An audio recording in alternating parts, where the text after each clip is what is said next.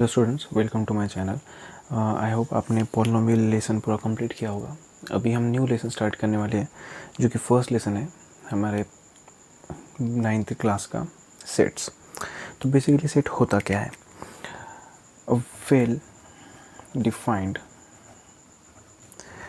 Collection of an object, a well defined collection of an object is known as set, is known as set. तो basically set होता क्या है? Set जो है वो well defined collection of an object होता है। For example, let say मैंने बोला कि कलेक्शन ऑफ ऑड नंबर्स, तो ऑड नंबर्स का कलेक्शन, तो हम डिफाइन कर सकते हैं कि ऑड नंबर्स कौन से हैं, है ना। जैसे 1, 3, 5, 7, 9 etc, ये सभी हमारे ऑड नंबर्स है। तो हम इसे डिफाइन कर सकते हैं कि ऑड कौन से हैं एंड इवन कौन से हैं। तो इन नंबर्स का सेट हम डिफाइन कर सकते हैं। तो ये हमारा होगा first set of odd numbers. Let say अगर मैं कहता हूँ that set of students in your class who are brilliants, मतलब ब्रिलियंट स्टूडेंट्स का सेट हमें बनाना है। तो बेसिकली आप नहीं बता पाओगे कि कौन सा स्टूडेंट ब्रिलियंट है और कौन सा स्टूडेंट ब्रिलियंट नहीं है। तो वहाँ पे हम उस स्टूडेंट को डिफाइन नहीं कर सकते ये ब्रिलियंट है कि नहीं है। तो वहाँ पे उनका जो कलेक्शन है वो सेट नहीं माना जाएगा। ओके, तो देखिए सेट जो है हम लिखते हैं कैपिटल लेटर्स में, ठीक है। जो सेट को हम डिनोट करेंगे, सेट डिनोट्स इन दी कैपिटल लेटर्स।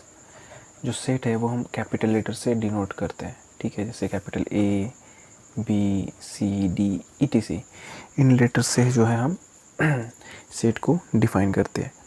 देखिए अभी सेट के बीच जो भी नंबर्स आएंगे, ठीक है, जो भी ऑब्जेक्ट्स आएंगे उनको हम बोलेंगे एलिमेंट्स। जैसे कि हमने यहाँ पे लिखा है 1, 3, 5, 7, 9 are the elements of the set.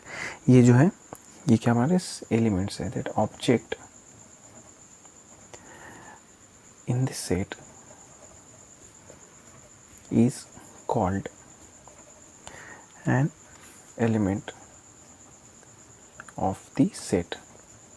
तो जो भी ऑब्जेक्ट्स है हमारे सेट में आने वाले हैं उनको हम क्या बोलेंगे? Element of that set. और जो एलिमेंट है हम डिनोट करते हैं बाय यूजिंग स्मॉल लेटर्स, ठीक है। जो एलिमेंट्स है, the element of set denotes using small letters. जो एलिमेंट्स है वो हम स्मॉल लेटर्स से डिनोट करते हैं, ठीक है। जैसे स्मॉल ए, बी, सी, डी, ये सब जो है ये हम स्मॉल लेटर्स के उन स्मॉल लेटर से उन सेट के एलिमेंट्स को डिनोट करते हैं। Let's say P is a element of set ए, कि कैपिटल सेट ए है। इस कैपिटल सेट ए का एलिमेंट हमारा पी, मतलब यहाँ पे क्या हो रहा है, यहाँ पे कि पी जो है वो बिलोंग कर रहा है ए में। देखिए इसको हम रीड कैसे करेंगे? दैट पी बिलोंग्स टू ए, ठीक है। रीड कैसे करेंगे? फिर से देखिए, पी बिलोंग्स टू ए। इसका मतलब ये होता है कि जो पी है ये हमारा जो एलिमेंट है ये इस ए सेट में बिलोंग कर रहा है, मतलब ये ए सेट में आ रहा है। ओके, लेट से हमारा यही पी अगर is not an element of set A, अगर ये सेट A का एलिमेंट नहीं होता है तो हम लिखेंगे कैसे उसको भी? देखिए that P जो है is not belongs to A, मतलब ये जो P है ये A में belongs नहीं कर रहा है, मतलब ये P जो है ये A का एलिमेंट नहीं है। ओके, ये चीज़ ध्यान समझ में आ गया आपके? जो P है ये बिलोंग्स कर रहा है A में, इसका मतलब ये है कि ये P जो है ये एलिमेंट ऑफ A है। And P is not belongs to A, इसका मतलब जो P है वो ए का एलिमेंट नहीं है, मतलब जो P है वो ए में बिलोंग्स नहीं कर रहा है। एग्जाम्पल के तौर पे अगर मैं समझा दूँ तो लेट्स एक सेट है 1, 2, 3, 4, 5, इस सेट का नाम सपोज B है। तो मैंने ये बोला कि जो 2 है ये इस सेट में बिलोंग कर रहा है, ऑब्वियस सी बात है। अगर मैंने 6 बोला तो 6 is not belongs to set B, तो 6 यहाँ पे बिलोंग कर रहा है क्या? नहीं कर रहा है। ओके, तो चलिए ये तो हो गई कुछ बेसिक जानकारी सेट के बारे में। दैट सेट मतलब क्या होता है? Well defined collection of an object is known as set. उससे हम कैपिटल लेटर से डिनोट करते हैं। सेट के अंदर जो ऑब्जेक्ट्स है उसको हम एलिमेंट्स बोलेंगे और उन एलिमेंट्स को हम स्मॉल लेटर से डिनोट करेंगे। एंड अगर उसको लिखा कि अगर वो जो एलिमेंट है वो सेट में अगर बिलोंग कर रहा है कि नहीं कर रहा है, उसे हम लिखेंगे डेट पी बिलोंग्स टू ए, मतलब ये बिलोंग्स कर रहा है कि नहीं कर रहा है। अगर नहीं कर रहा है तो उसे हम लिखेंगे नॉट बिलोंग्स टू ए। देखिए method of writing set, there are 2 types of methods जिससे हम सेट को लिखेंगे। फर्स्ट है हमारी लिस्टिंग मेथड, और उसे हम रोस्टर मेथड भी बोलते हैं। लिस्टिंग मेथड और रोस्टर मेथड, ये काफ़ी सिंपल होती है, आपको समझने में भी आसान जाएगी। ओके, तो देखिए लिस्टिंग मेथड और रोस्टर मेथड, इसमें बेसिकली होता क्या है, जो एलिमेंट्स है उसे हम कर्ली ब्रैकेट के अंदर लिखते हैं। जितने भी एलिमेंट्स होंगे वो हम लिखेंगे कर्ली ब्रैकेट के अंदर। इसको एक सब सेट को जो भी नाम दे देंगे is equals to curly bracket के अंदर, जो भी सेट है हम कर्ली ब्रैकेट के अंदर ही लिखते हैं। ओके, उसके बाद जो है हर एलिमेंट्स को हम कॉमा से सेपरेट करते हैं। जितने भी एलिमेंट्स हैं उसे हम कॉमा से सेपरेट करेंगे, ए comma B comma C comma ई कॉमा एफ। ठीक है, तो जितने भी एलिमेंट्स हैं उसे हम कॉमा से क्या करेंगे, सेपरेट करेंगे। ओके, नेक्स्ट जो है एलिमेंट्स जो है ये जो सेट में वो एक ही बार लिखना पड़ेगा। ओके, मतलब ये ए जो है अभी इसी सेट में ए रिपीट नहीं होगा, इसी सेट में जो ए है वो रिपीट नहीं होगा। ओके, इसी सेट में ये रिपीट नहीं होगा, मतलब अगर ये यहाँ पे आया है तो फिर से ए इस सेट में नहीं आएगा, मतलब repetition of elements are not allowed in the set. And last जो ऑर्डर है वो ऑर्डर भी इस सेट का डिफाइन, मतलब कुछ भी अपन ऑर्डर लिख सकते हैं डेट ए, इसी सेट को अपन इस तरीके से भी लिख सकते हैं डेट बी सी ए ई एफ, मतलब ये सेट एंड ये सेट आर सेम, बस ऑर्डर अगर चेंज भी कर दिया तो सेट का जो डेफिनेशन है, मतलब सेट की जो वैल्यूज़ है वो यहाँ पे चेंज नहीं होगी। ओके, वो यही रहेंगी।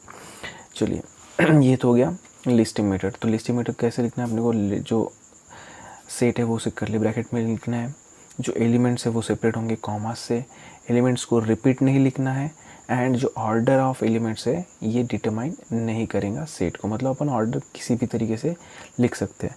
ये तो हो गई फर्स्ट मेथड। कुछ एग्जांपल्स लेते हैं इसके।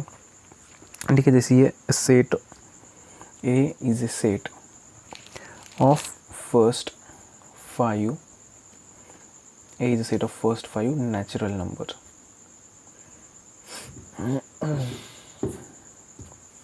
A is a set of first 5 natural number.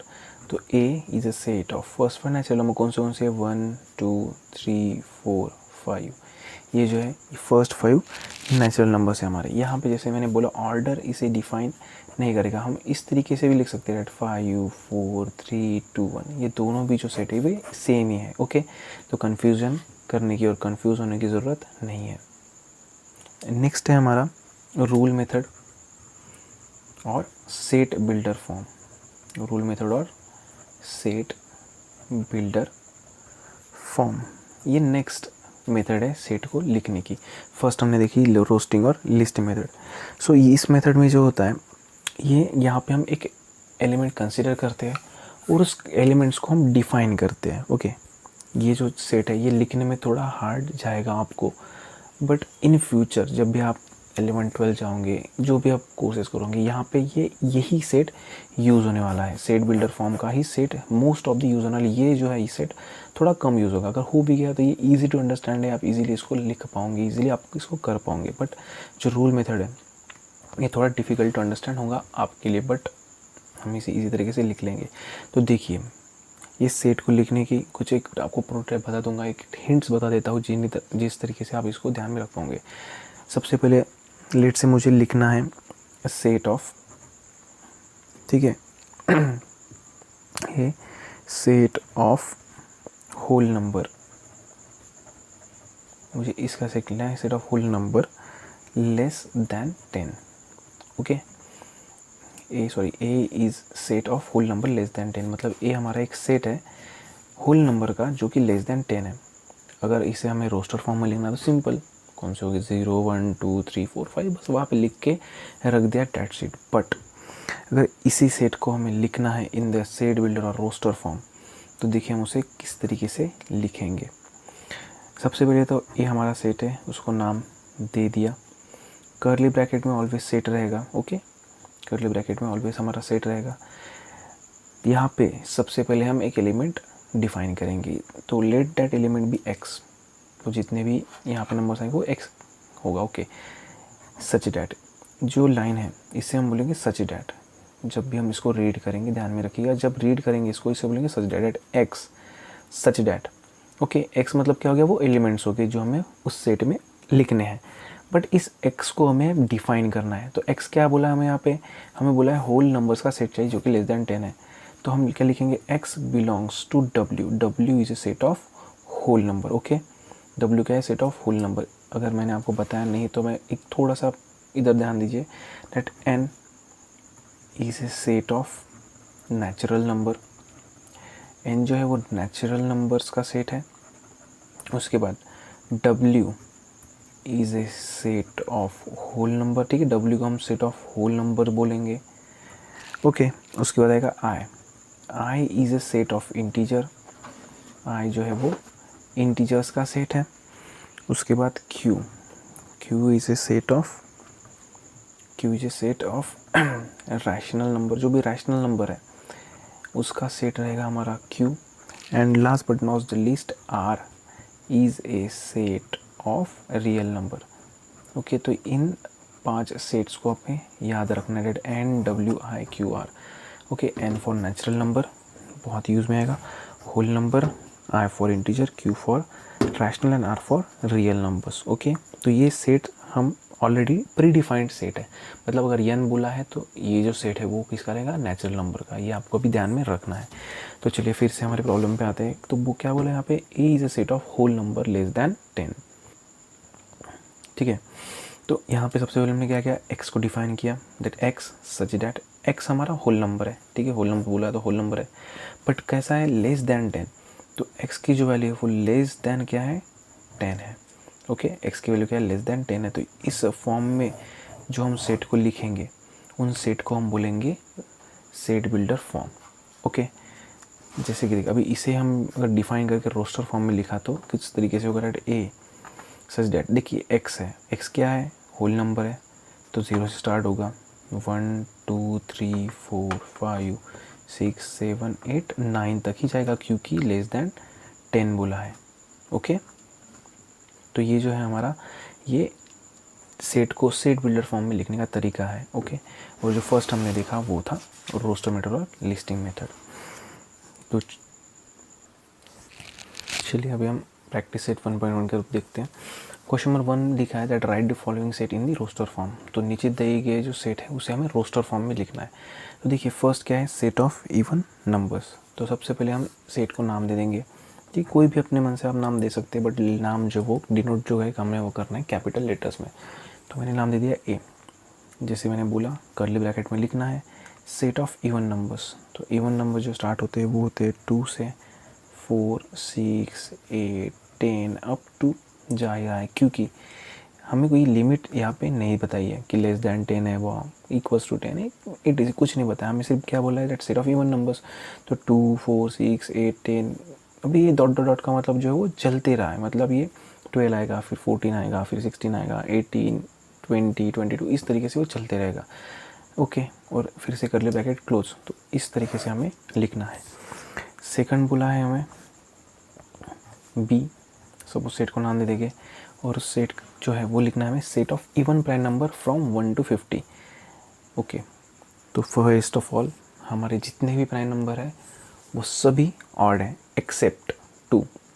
जो 2 है हमारा वो सिर्फ अकेलौता हमारा इवन प्राइम नंबर है, ध्यान रखिएगा, okay. Only 2 is even prime number, बाकी जितने भी प्राइम नंबर्स हैं हमारे सभी के सभी है ऑड, ओके। तो कंफ्यूज होने की ज़रूरत नहीं है।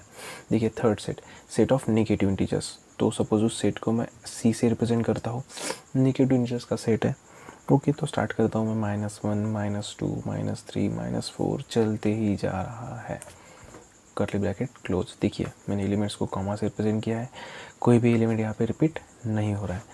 लास्ट जो सेट है वो हमारा बोला है 7 बेसिक साउंड्स ऑफ सरगम। तो चलिए इस सेट को सपोज मैं डी से रिप्रेजेंट करता हूँ। 7 बेसिक साउंड ऑफ सरगम क्या है, दैट सा कॉमा रे कॉमा गा मा, पा, धा एंड नी। ये जो है ये 7 बेसिक साउंड ऑफ सरगम है। तो देखिए यहाँ ये ए जैसे आप बोलेंगे सर रिपीट तो नहीं होना है, पर ये एक एलिमेंट नहीं है, ये सा करके एक लेटर ये एक एलिमेंट है। ओके, ए एलिमेंट नहीं है। चलिए क्वेश्चन नंबर 2 की ओर अभी पढ़ते हैं हम। ये क्वेश्चन नंबर 2 है, right the following symbolic statement in words. तो सिंपली इसे हमें जैसे रीड कर रहे हैं उसी तरीके से लिखना है, दैट्स इट। फर्स्ट क्या है, जैसे क्या रीड कर रहे हैं, दैट 4/3 बिलोंग्स टू क्यू। 4/3 क्या है, बिलोंग्स टू क्यू। इस तरीके से भी हम बोल सकते हैं, और हम इस तरीके से बोल सकते हैं that 4/3 is an element of Q.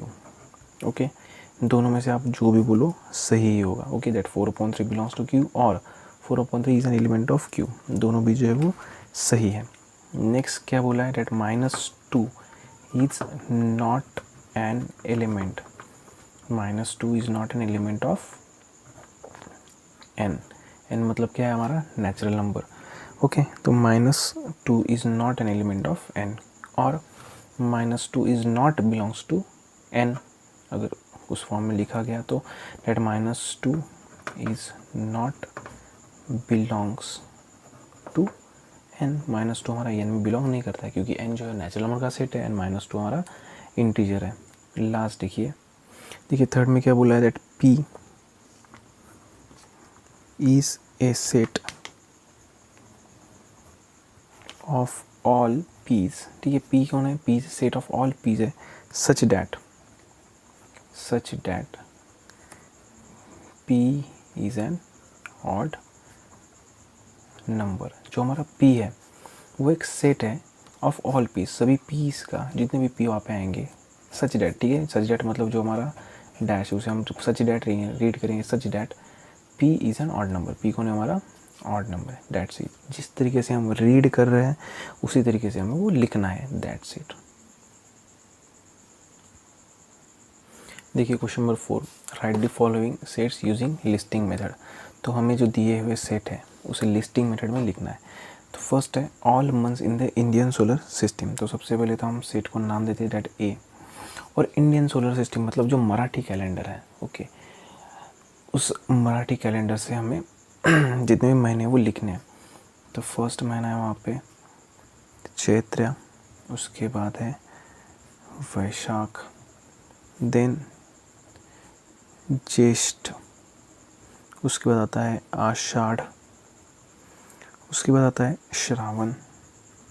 Okay, उसके बाद आता है भद्रा, उसके बाद आता है अश्विन, देन आता है कार्तिक, देन अग्रहायण, देन आता है अग्रहायण।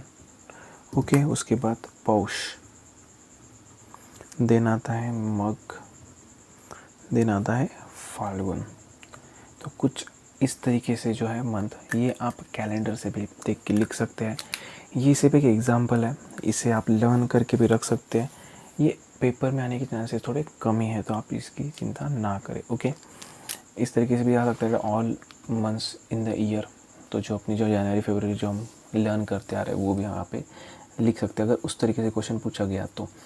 ठीक है, ये तो हो गया। देखिए, तो चैत्र कॉमा, देन वैशाख कॉमा, तो हम कॉमा से इससे सेपरेट कर रहे हैं, एंड करली ब्रैकेट से ओपन एंड क्लोज कर दिया। नेक्स्ट है letter in the word complement.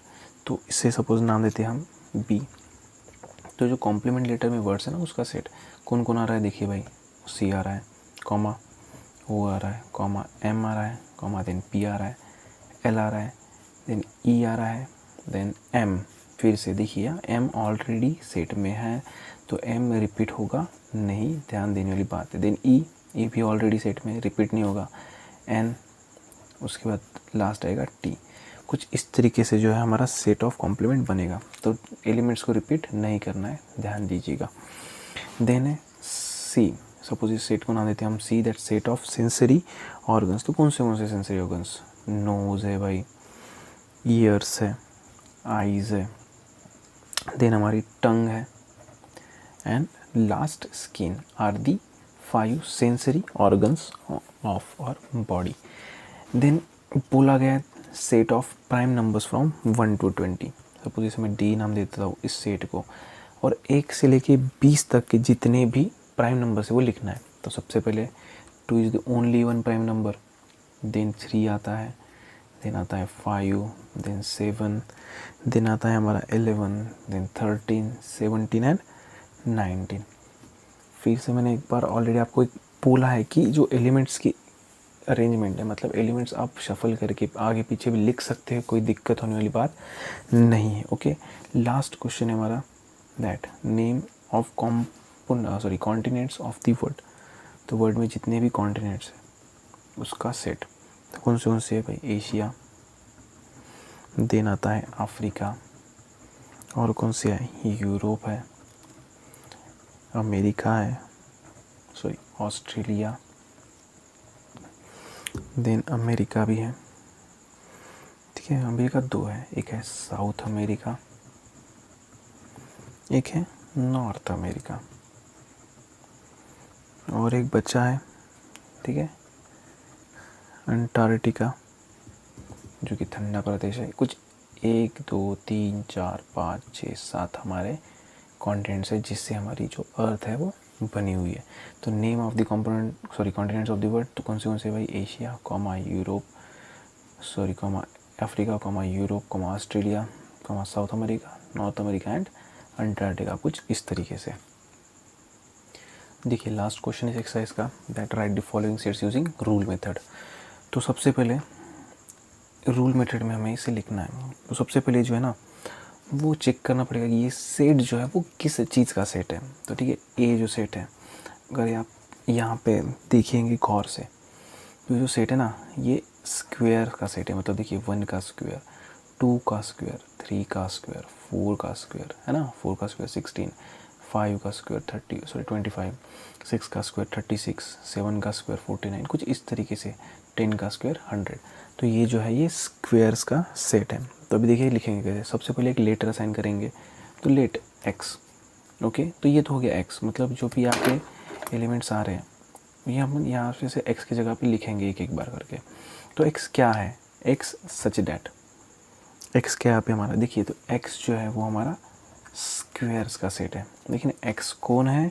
X एक स्क्वायर का सेट है। तो यहाँ पे देखिए अभी यन हमने फिर से एक नया अल्फ़ाबेट यूज़ किया है, तो अभी यहाँ पे हमको वो भी बताना पड़ेगा यन यहाँ पे क्या है। तो यन जो है वो हमारा नेचुरल नंबर के सेट में बिलोंग्स करता है, that N belongs to natural number, मतलब N is element of natural number. तो 1 से वो स्टार्ट होगा, मतलब यहाँ पे 1 का स्क्वायर आएगा, फिर 2 का स्क्वायर 4, 3 का स्क्वायर 9, कुछ इस तरीके से। बट लिमिट भी है ना 10 के स्क्वायर तक जाएगा ना वो। तो जो एन है हमारा वो कहाँ तक जाएगा? वो less than is equals to रहेगा 10। देखिए less than and less than is equals to में फ़र्क समझिएगा। लेस देन मतलब क्या होता है कि 10 से नीचे, less than is equals to क्या होता है कि 10 भी उसमें इंक्लूड होगा। ओके, मतलब ये 10 तक हमारा सेट जाएगा, ठीक है। नेक्स्ट जो सेट है, फिर से पहचानिए किस चीज़ का सेट है। अगर आप देख पा रहे हो वो टेबल दिख रहा होगा, 6 1 6, 6 2 12, 6 3 18। ओके, तो फिर से हम एक लेटर असाइन करेंगे, ठीक है, एक्स सच डैट। अभी एक्स कौन है हमारा? एक्स जो है वो 6n है ना। मतलब अगर 6 को मैंने n से मल्टीप्लाई किया, n की जगह पे कौन आएगा? अभी n रहेगा नेचुरल नंबर, और n की जो वैल्यू है वो रहेगी लेस देन 9। आप यहाँ पे less than is equals to 8 भी लिख सकते हो, क्योंकि 6 8 ज़ा 48। देखिए एक्स सच डैट एक्स को नहीं 6n, तो ये जो है ना मल्टीपल का सेट है। अगर 7 का रहता तो 7n, 8 का रहता तो 8n, और n क्या है यहाँ पे? नेचुरल नंबर है, तो n is element of natural number. और n की जो वैल्यू वो कहाँ तक जा रही है? वो 8 तक जा रही है। तो 8 मतलब क्या हो गया? Less than 9। और आप यहाँ पे n is less than is equals to 8 भी लिख सकते हैं, गलत नहीं होगा। इक्वल टू मतलब यहाँ पे 8 भी आएगा। ओके, नेक्स्ट सेट है हमारा सी। ये तो बेसिक है। सपोज इस सेट को मैं y से डिनोट करता हूँ, तो y कौन है यहाँ पे? y is a letters of the word smile. जो स्माइल वर्ड है उस स्माइल वर्ड का ये लेटर्स का सेट है। डैट सेट ईजी था, ये भी आप देख के बता पाओगे। डी सच डैट, ये इसको मैं एक्स करता हूँ, okay, d is equals to x such that x is a day of the week. तो जो वीक है उस वीक की ये डेज का सेट है, दैट्स इट। ये थोड़ा कंफ्यूजिंग दिख रहा होगा आपको, AET क्या बनता है बा।